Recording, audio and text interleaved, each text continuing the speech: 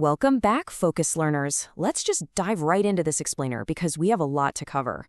Today, we're tackling part 55 of our CPC exam series.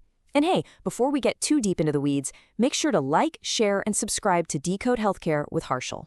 All right, today we are unlocking the musculoskeletal system, specifically the 20,000 to 29,999 CPT coding series.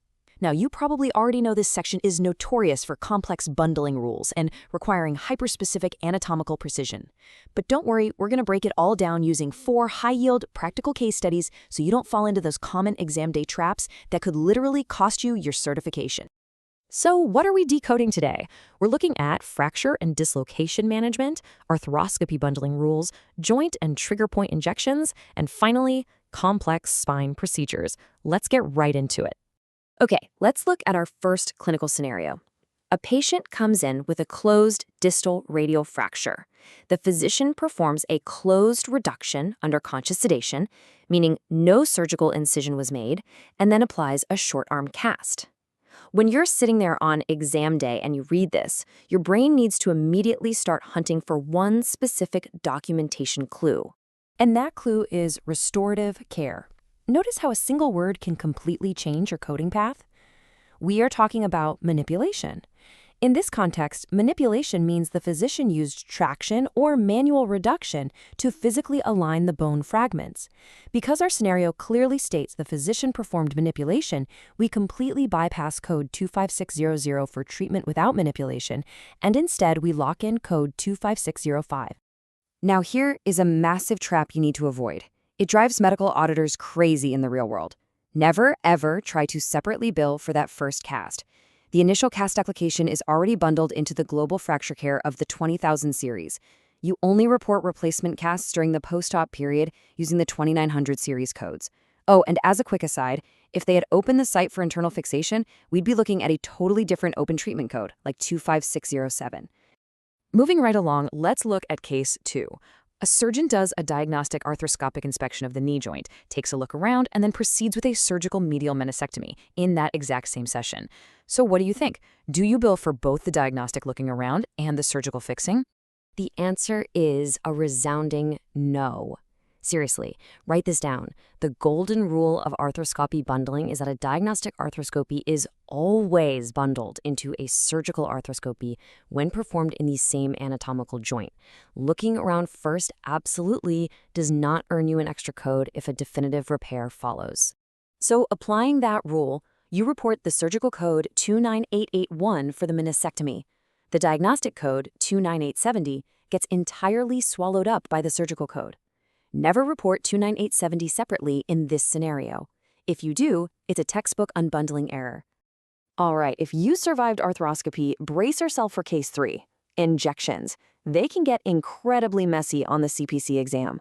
To get this right, we have to clearly distinguish between joint arthrocentesis, which is injecting or draining a joint capsule, and trigger point injections, which actually target the muscles themselves.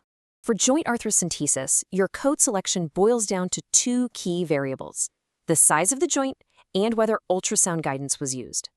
Take a major joint like the knee. If you do it without guidance, you land on 20610.